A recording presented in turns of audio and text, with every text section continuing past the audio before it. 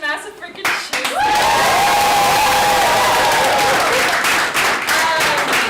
This is our first show since December of 2019. A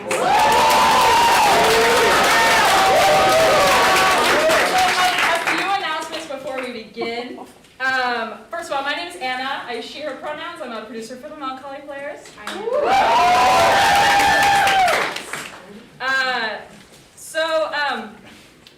The Melancholy Players work, learn, and live on the land of the Lenape people. We pay respect to Lenape ancestors past, present, and future. Please keep your mask over your mouth and nose throughout the entirety of the performance.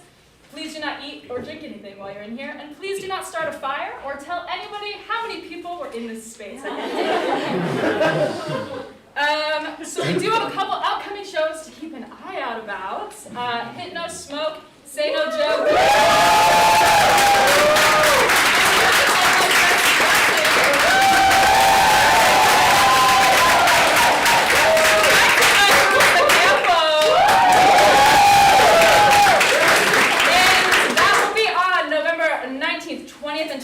Down here in Batesman, so keep an eye out.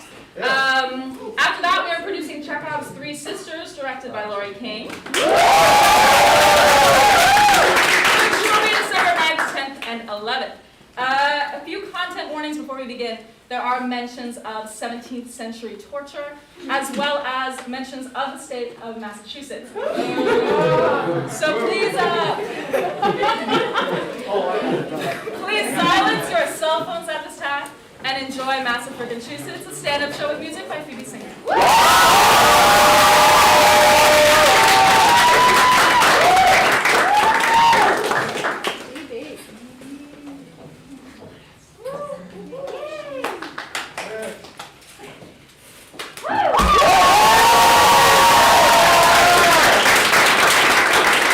I don't want to die in Massachusetts. Ideally, it's not how I'd like to go, but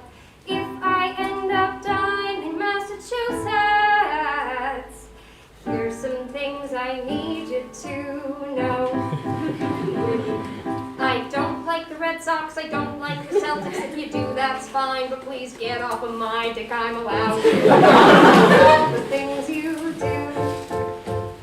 And though I'm not really qualified, I've lived here my whole life, and you hardly have a choice. So let me be your guide to Massachusetts.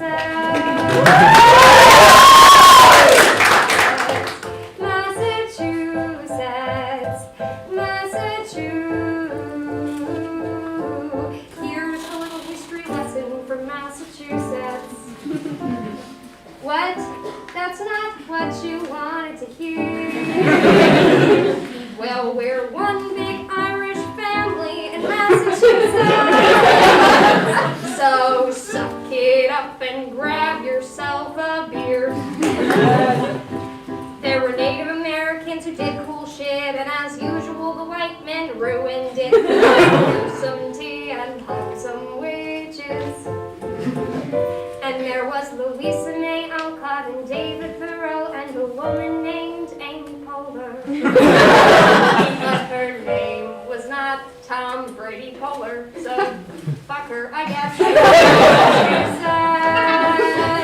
Massachusetts, Massachusetts, Massachusetts. I don't always understand Massachusetts. Though it's revered, I don't. But I smile and nod along in Massachusetts, 'cause I don't wanna look like an asswipe. Please God, don't let me look like an asswipe.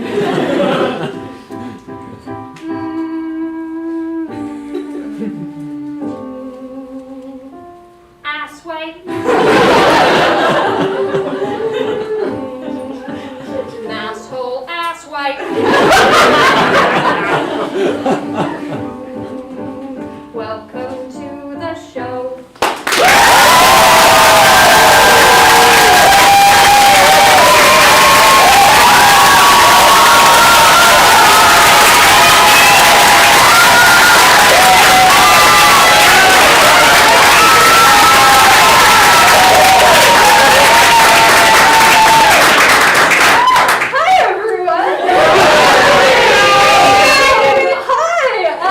My name is Phoebe. I'm from Massachusetts, obviously. Does anybody here have a weird relationship to the state they grew up in?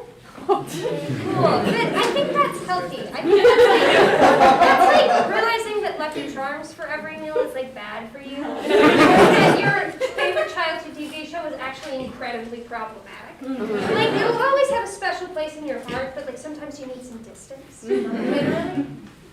If you've never been to Massachusetts, don't worry. It's pretty much what you'd expect. We've got pilgrims, we've got turkeys, we've got anger issues. We've got turkeys with anger issues. That's a joke. All turkeys have anger issues. But don't worry, tonight it's going to be good. I'm going to tell you some jokes. We're going to sing some songs. It's going to be a good time. This past summer, I was working at a little Italian place called Bertucci's. I was working as a waitress, and if you've never been to a Bertucci's, it's pretty much like knockoff New England Olive Garden. You get free bread rolls before the meal. You could buy an overpriced salad, that sort of thing. And I didn't really know what I was getting into with this job, and I should have. And I'll tell you why.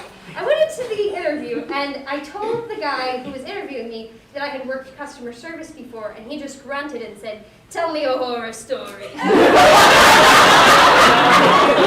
my entire interview. And that's how I spent the majority of the summer. That's why I spent the majority of my summer working as a waitress at an Italian place that gave out free bread rolls but was also carpeted. Why was it carpeted? Because it was hell? That's my best guess. I don't know who made that design choice, but I can tell you that they're a fucking sadist who has never worked customer service. I don't actually totally trust people who haven't worked customer service jobs, because unless you've worked a customer service job, you don't know that people, at least under capitalism, horrible, disgusting monsters. And I have a lot of faith in people, but like, if you know, you know. If you're out there and you're like, that's not true, people are good, you haven't worked a service job. Because, like, it's so crazy. You're also probably the sort of person who, like, during icebreakers, is like, I want to be invisible. And then people ask you later why, and you're like, I don't know. You want to be invisible right now? Put on a customer service uniform. You will disappear like that. It is like being a ghost, but worse. It's only the worst people see you. I swear, as soon as you put on a customer service uniform, whether it's a Bertucci's outfit or a Walmart vest, it is like you become a whole different realm of person. One that to most people is not a person. It's like you're a cardboard cutout of yourself. And it makes sense, right? Because when you go to the county fair, you're not thinking about how Kendra in the corn dog stand has a bobbing social life and 2 kids. No, she's just a corn dog woman. But what if I told you that every service worker has a life that's as complicated and rich as yours is? Well, maybe not literally rich. I bought a bottle of wine for the table, but rich. And also, nobody wants to be here. Nobody growing up is like, you know what I want to do? I want to clean up cold pasta for minimum wage. So please get off your high horse. When you work food service, I had never worked food service before this job. When you work food service, you learn very quickly that life is full of contradictions. For example, I don't believe in capital punishment. I don't think that anybody in this country should be put to death for crimes they committed. However, I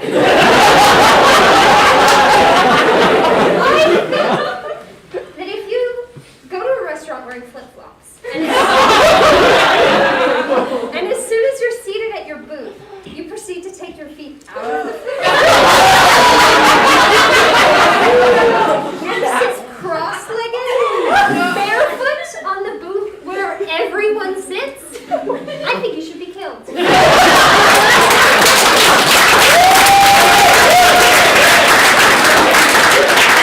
Possibly publicly. People do this too. It's bizarre. Like, I saw multiple people do this. And there was even this one woman who did this, and then she was like, can I get extra cheese on this thing? And I was like, I'm so sorry, we can't do that for you. And she was like, why? And I was like, because you're nasty.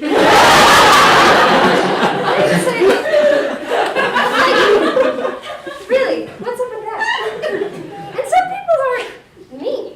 They're just weird. Like, I had this one woman once, very nice lady, come in, she was with her grandkids, they came in for lunch. She wanted the lemon garlic cream sauce without the cream. So I go to my manager, I'm like, hey manager, can I get the lemon garlic cream sauce without the cream? And immediately my manager is like, what? Who the fuck asked for that? I'm like, I don't know, man. These are just words that people say. He's like, well, no, you can't have the lemon garlic cream sauce without the cream. It's a cream sauce. I'm like, okay.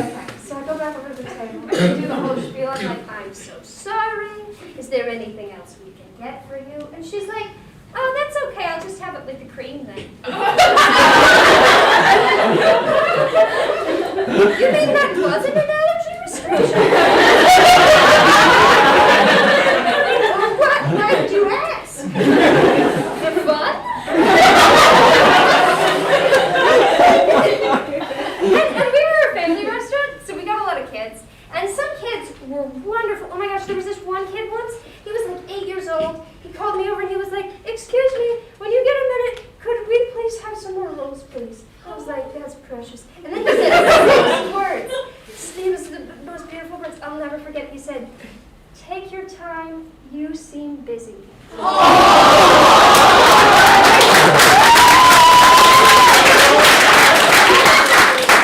still my heart. I was like, this child has more compassion than the entirety of the American healthcare system.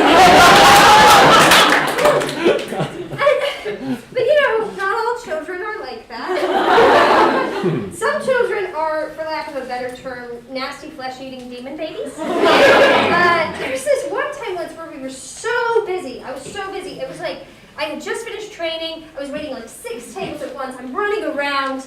And I had just brought this family their food, and it hadn't been that long. They were waiting. I had just brought the rolls. It hadn't been that long. They were waiting for their food. And I'm making a big show of being busy, right? So they hit the heads and they tip me. Please, God, tip me. Suddenly, from across the restaurant, a child is yelling at me. There's a child going, "Where are the rest of the rolls?" I said, "Rolls are his God-given right."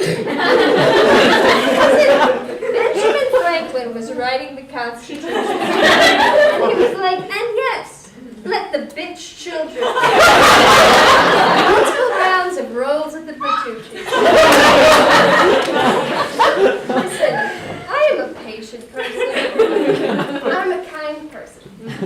But when things like that happen, there's some sort of sick fantasy that goes on. Some sort of sick fantasy where this kid is yelling at me. He's like, "Where are the rest of the rolls?" So I turn to him and I just go, "Wouldn't you like to know, you little fuck?" I didn't say that because I didn't want to get fired. But at that point, we were so understaffed. Hello. We were so understaffed. I feel like I'm neglecting my side here. But we were so understaffed at that point. It was the middle of the pandemic. And so I was waiting tables. I was bartending. I was making desserts, and I was making salads for the restaurant. Yes, and I was only getting paid in tips, which, if you're wondering, is illegal. Yeah. But yeah. So that was happening. So some days I just wish that they would like fire me and just rip the Band-Aid off, which is totally backwards, right? That's like knowing that you want to break up with your girlfriend, but not like in conflict, so just subtly hinting to her that she should break up with you. Like, it never works out. And I did end up breaking up with Bertucci's eventually. But not before I met a wonderful woman named Lola. Lola was another waitress who I worked with. Well, worked is a loose term. Lola had been working at the Bertucci. She worked Tuesday nights and Saturday nights. She would wait at about 2 tables and she would go home. She was an icon.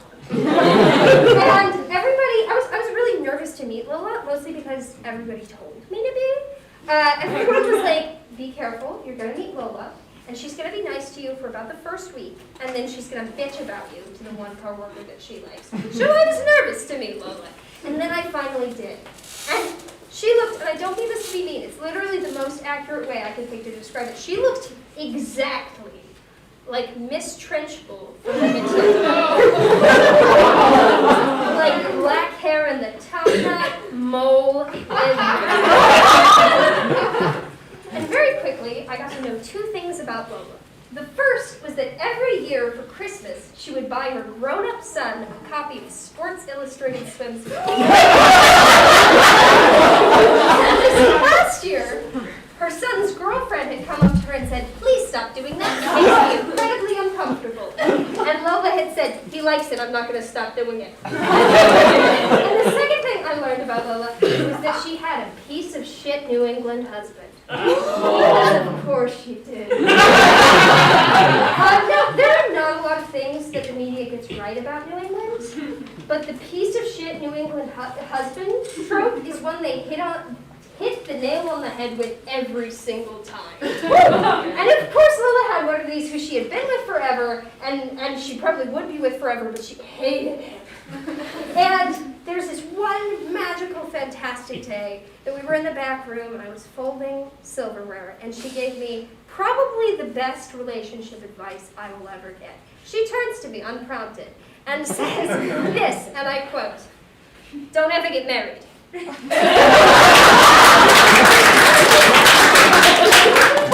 Unless he's fucking rich. And has 1 foot in the grave. And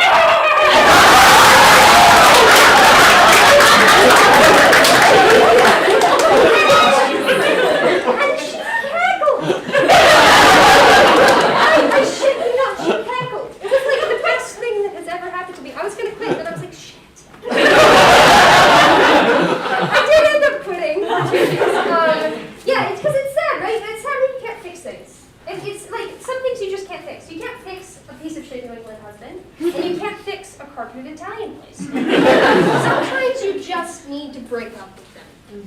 But like, how? If you're me, you write a breakup song that no one will ever hear, and then you procrastinate for as long as possible before finally calling them on the phone and cutting the cord. They never got to hear the song I wrote about 2 weeks before I quit the job. But you do.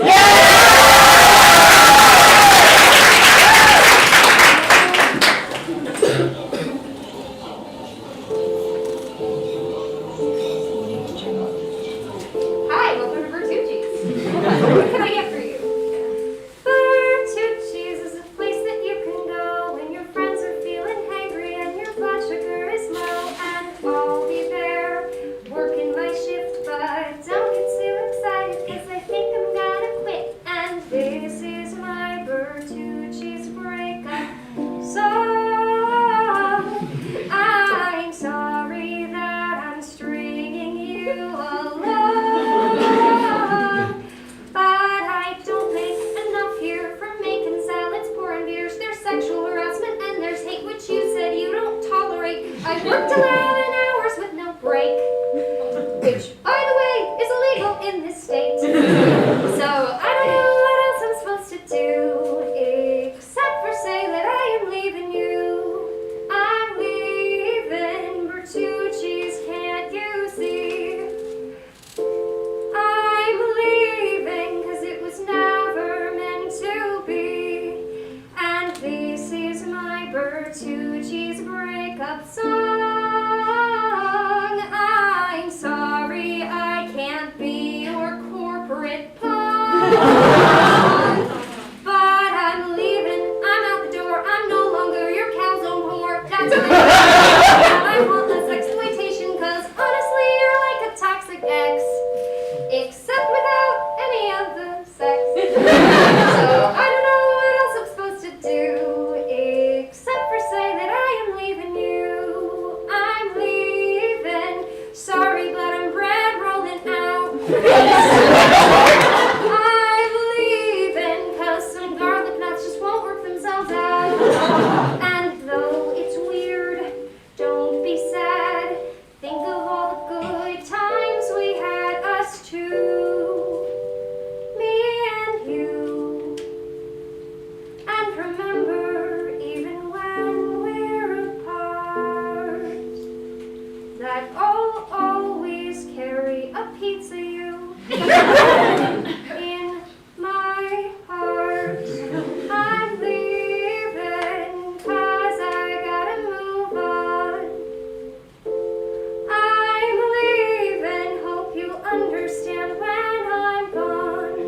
And this has been my Bertucci's breakup song.